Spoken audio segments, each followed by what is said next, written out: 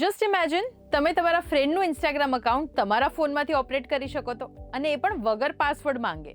Yes, આવું થઈ શકે છે. અને આટલું જ નહીં, તમે સ્ટોરી પણ અપલોડ કરી શકો, રીલ પણ પોસ્ટ કરી શકો છો, એન્ડ ઇનફેક્ટ એમના મેસેજીસ પણ વાંચી શકો છો તમારા ફોનમાંથી. હાય, હું છું હેલી. કન્ટેન્ટ ક્રિએટર્સ તો ક્યારના આ ફીચરની રાહ જોઈ રહ્યા હતા. હવે જો તમારી પાસે તમારું પેજ મેનેજ કરવાનો સમય ના હોય ને, તો તમે કોઈ પણ 3 વ્યક્તિને તમારા ઇન્સ્ટાગ્રામનું એક્સેસ શેર કરી શકો છો, અને એ પણ વિધાઉટ શેરિંગ યોર પાસવર્ડ. એના માટે તમે તમારું ઇન્સ્ટાગ્રામ પેજ ઓપન કરો અને ઉપર જે આ 3 લાઇન્સ છે એના ઉપર ક્લિક કરો. હવે થોડું સ્ક્રોલ કરશો એટલે શેર્ડ એક્સેસનું ઓપ્શન તમને દેખાશે. બસ એના પર ક્લિક કરો.